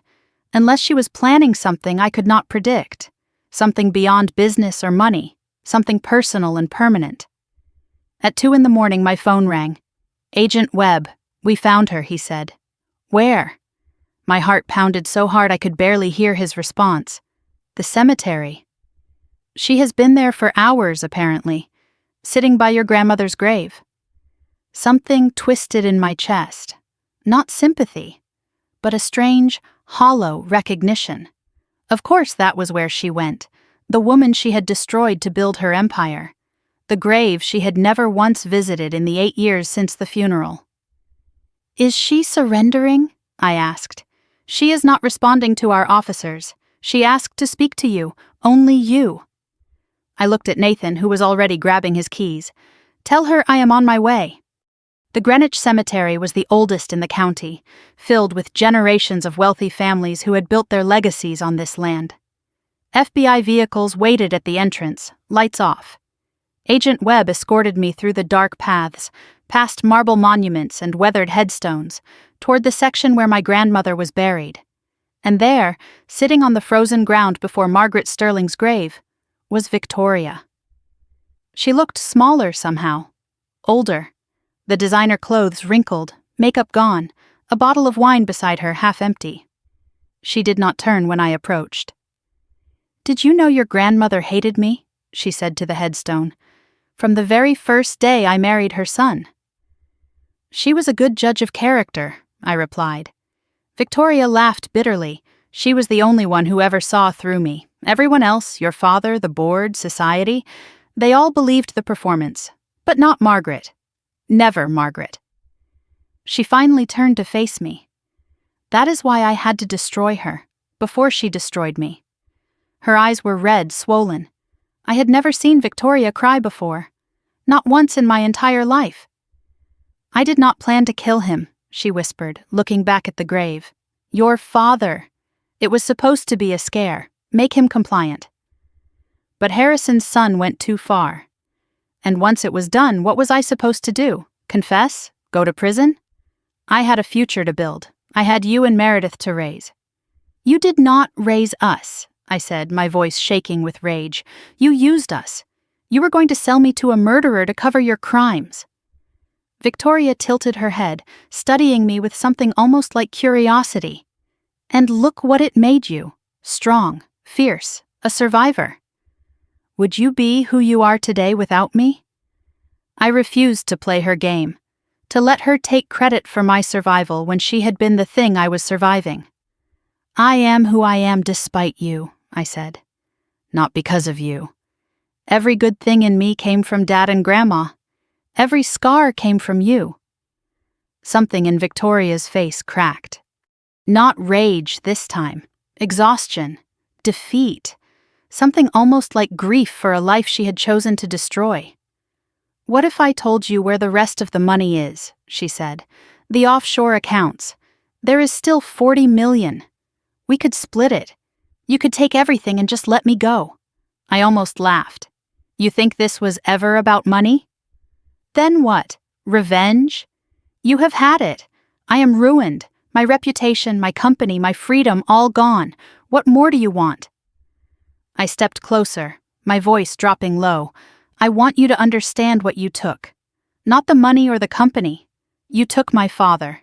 You took my childhood. You took my ability to trust anyone. You took 20 years I should have had with Grandma before you isolated her and broke her down. I knelt in front of my mother, forcing her to meet my eyes. I do not want you to go to prison because I hate you. I want you to go to prison because you are a murderer. Because you forged documents and stole from your own company and tried to have your daughter committed to cover your crimes. Because justice matters. Because my father deserves it. Because Grandma deserves it. I stood up, brushing the frozen grass from my knees. And because every day you spend in a cell, you will know that the daughter you threw away is the one who put you there. Victoria stared at me for a long moment. Then, slowly, she nodded. You really are Margaret's granddaughter. She held out her wrists to the waiting agents. I am ready. 3 days later, I walked into the Sterling Properties boardroom for an emergency shareholders meeting. Victoria's arrest had made national news. The stock had plummeted 40% in 72 hours. Board members were panicking, investors fleeing, employees wondering if they would still have jobs next month. I arrived with my legal team and Harold Whitman, the 90-year-old attorney who had kept my grandmother's secret for a decade. The room went silent when I entered. My lawyer presented the court-certified original will. The forensic expert's testimony was projected on screen for everyone to see. Clear, undeniable proof that Margaret Sterling had intended her granddaughter to inherit 51% of the company. The forged will was legally void. I was the rightful majority shareholder. Some board members resisted. Victoria's oldest allies, hoping to maintain their power. Others immediately recognized the new reality. The company's lead counsel confirmed that the documentation was irrefutable. A motion was called. Vote to recognize Elena Sterling as majority shareholder and install her as CEO. The vote was not even close. 9-2. The two dissenters were Victoria's oldest allies, men who had helped her cover up financial irregularities for years. They were removed from the board that same afternoon, facing their own investigations. As the room absorbed what had happened, Harold Whitman stood slowly from his chair. He walked to the front of the room with the careful steps of a man who had waited a very long time for this moment. Margaret Sterling was my client and my friend, he said, his voice quavering but clear. She built this company from nothing. She loved her granddaughter more than anything in this world, and she made me promise that one day Elena would take her rightful place. He turned to me, eyes shining with tears. Ms. Sterling, welcome home. I addressed the shareholders and remaining board members from the head of the conference table. My table now. I told them I was not here to tear the company apart. My grandmother had built sterling properties with integrity and vision. My mother had nearly destroyed it with greed and lies. I intended to rebuild it the way it should have been run all along. I announced immediate changes. A full forensic audit of all accounts, complete cooperation with the FBI investigation, severance and support for employees affected by the transition, integration with Phoenix Holdings to stabilize the finances and restore investor confidence. Nathan stepped forward as strategic partner. Meredith was offered a position as Director of Community Relations. After the meeting, as the room emptied, I stood at the window looking out at the city my grandmother had helped build. Meredith came to stand beside me. "How does it feel?" she asked. "To finally have everything you fought for?" I thought about the question. 8 years of struggle, sleeping in motel rooms, working 3 jobs, building a company from nothing, watching our mother arrested at our grandmother's grave. "Honestly," I said, "it feels like the end of something, not a beginning." Meredith squeezed my hand. "Maybe that is okay. Maybe some things need to end before better things can start." We stood there together, 2 sisters who had survived the same monster, finally free. 4 months later, I sat in the gallery of a federal courthouse and watched Victoria Sterling receive her sentence. The charges were read aloud: fraud, forgery, embezzlement, obstruction of justice, conspiracy to commit murder, the Harrison family had testified. Their son had confessed to cutting my father's brake lines in exchange for a reduced sentence. Richard had testified as well, immunity granted, relocated somewhere far away. Victoria offered no defense. She pled guilty to avoid a trial that would have exposed even more of her crimes. The judge pronounced the verdict: 25 years for conspiracy to commit murder, 15 years for fraud and forgery to be served concurrently, full restitution ordered, no possibility of parole for 12 years. Victoria stood motionless, absorbing the words. She did not look at me. Not once throughout the entire proceeding. I felt no celebration, no tears, just quiet. 25 years. My mother would be nearly 80 when she became eligible for parole. It was not death, but it was the end of everything she had built and stolen and schemed for. Justice, finally, after 20 years, 2 years passed. Sterling Properties merged with Phoenix Holdings to become Sterling Phoenix Development, honoring both legacies. I stabilized the company, restored its reputation, rebuilt relationships Victoria had destroyed. Nathan and I were engaged. Meredith was thriving, finally free from our mother's shadow. I started a foundation in my father's name, supporting children from abusive homes. Life was quiet, peaceful, the kind of peace I had never imagined possible. Then, on an ordinary Tuesday, my phone screen lit up with a notification that stopped my heart. Missed calls, 102, all from the same number, a number I recognized but had not seen in 2 years. The prison's visitor contact line, Victoria, calling 102 times. I stared at the screen, that old, familiar knot forming in my stomach. What could she possibly want now? What more was there to say? Nathan saw my face and came closer. "What is wrong?" I showed him the screen. He went very still. "You do not have to answer." "I know," I said. But we both knew that was not true. Whatever Victoria wanted, ignoring it would not make it go away. It never had. I put the phone down on the kitchen counter and watched it light up with call 103, then 104. The rhythm was almost hypnotic. Ring, ring, silence, ring again. Obsessive, desperate, like Victoria herself. 2 years of silence, 2 years of peace. And now this. What had changed? What could she possibly need badly enough to call over 100 times? Part of me wanted to block the number, throw the phone in a drawer, pretend I had never seen it. I had built a life. I had found love. I had reclaimed my inheritance and my name. I did not owe Victoria Sterling anything. But another part of me, the part that still remembered being a little girl who just wanted her mother to love her, that part whispered, "What if she is dying? What if it is about Dad? What if there is still one more secret?" I picked up the phone. My finger hovered over the answer button. Nathan watched me, saying nothing, letting me choose. 105 missed calls. One decision that could reopen every wound I had spent 8 years trying to heal. I pressed answer. Silence crackled on the line for several seconds. I pressed the phone to my ear, heart pounding, waiting. Then Victoria's voice came through, older, smaller, stripped of all the power that had once made grown men tremble. "Elena, you answered. I did not think you would." "I almost did not," I replied. "What do you want, Victoria?"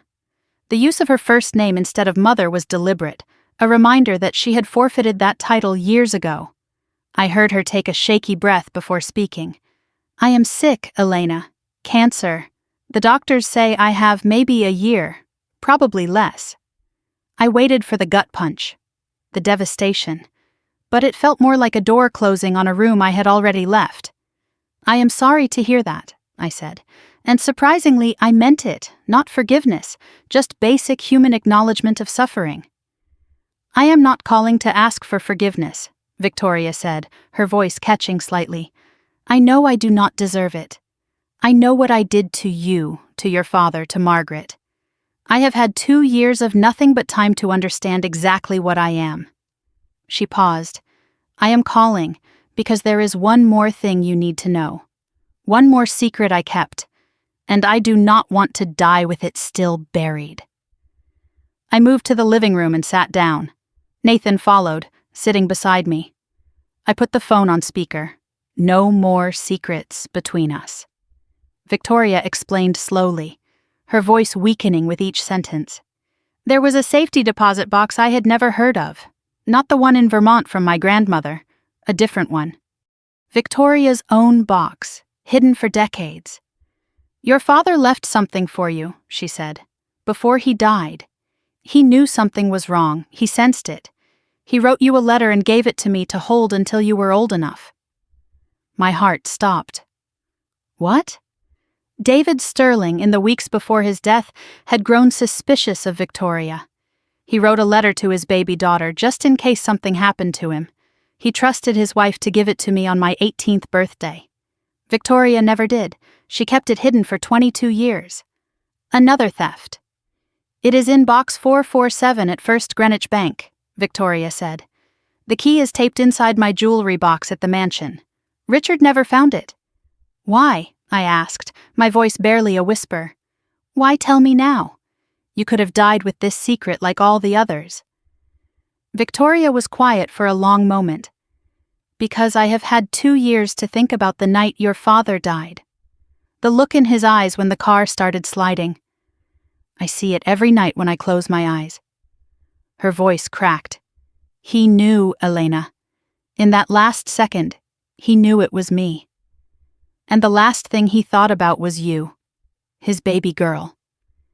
The letter was his way of making sure part of him would survive, would reach you, no matter what happened. Tears streamed down my face. "He loved you more than anything in this world," Victoria whispered, "and I stole that from both of you. I cannot give it back, but I can give you his words." 2 days later, I stood in a private viewing room at First Greenwich Bank. The key had been exactly where Victoria said, taped inside her jewelry box in the mansion that had long since been sold to cover debts. Box 447 was small, dusty, untouched for over 2 decades. Inside was a single envelope, yellowed with age. My father's handwriting on the front. "For my Elena, when you are ready." My hands trembled as I opened it. The letter was 3 pages long, written in handwriting that slanted slightly to the right, pressed hard into the paper like he was trying to make his words permanent. He wrote about the day I was born, the happiest day of his life, how I had grabbed his finger and would not let go, how he knew in that moment he would do anything to protect me. He wrote about his hopes for my future, college, a career I loved, someone who would cherish me the way I deserved, a family of my own someday. He wrote about his fears. "Your mother is not who I thought she was," he admitted. "I have seen things that trouble me. If something happens to me, I want you to know it was not an accident." And he wrote about his love, Unconditional, overwhelming, forever. The final paragraph broke me completely. Be brave, my little one. Be kind, and never let anyone make you feel small. Your daddy loves you more than all the stars in the sky, and wherever I am, I will always be watching over you. I sat in that cold bank vault for over an hour, reading the letter again and again until I had memorized every word. Then I pressed it to my chest and whispered into the empty room. I found it, Daddy. I am brave. I am kind. And I never let them make me feel small. 1 week later, I signed in as a visitor at the Women's Federal Correctional Facility. Nathan had supported whatever choice I made. Meredith had refused to come, not ready, maybe never would be. I needed to close this chapter myself. Victoria shuffled into the visitation room wearing a prison uniform. No makeup, thinner than before. We sat across from each other with glass between us. Silence stretched for a long moment. You came, she said. I did not expect you to. I read the letter, I replied. Victoria's eyes closed briefly. And he loved me. He knew what you were. And he tried to leave a piece of himself for me just in case. Victoria nodded slowly. He was always better than me. I think that is why I hated him in the end. I leaned forward, meeting my mother's eyes through the scratched plexiglass. I want you to know something, I said. I do not forgive you. I probably never will. What you did to Dad, to Grandma, to me and Meredith, forgiveness would dishonor their memory. Victoria flinched but nodded. I understand, but I am not going to carry hatred for you anymore either. It is too heavy, and you are not worth the weight. I saw something shift in her eyes. Not hope, not relief, just acknowledgement. I am letting you go, Victoria, not for your sake, for mine, so I can finally be free of you completely. 6 months later, the Sterling Phoenix Development Annual Gala filled a grand ballroom with laughter and light. It was also my engagement party. Nathan stood beside me, ring on my finger, future in our eyes. Meredith was there, laughing with colleagues, finally comfortable in her own skin. Diane Chen attended, the woman who had given me my first real chance when I had nothing. Harold Whitman's daughter came in his place. He had passed away peacefully 3 months ago, his promise to my grandmother finally fulfilled. I took the podium to address the room. 10 years ago, I told them, I was 17 years old, standing on a cold sidewalk with nothing but a suitcase and $800. Tonight I stand here with a company, a family, a future, and something far more valuable than any of that. I have the truth.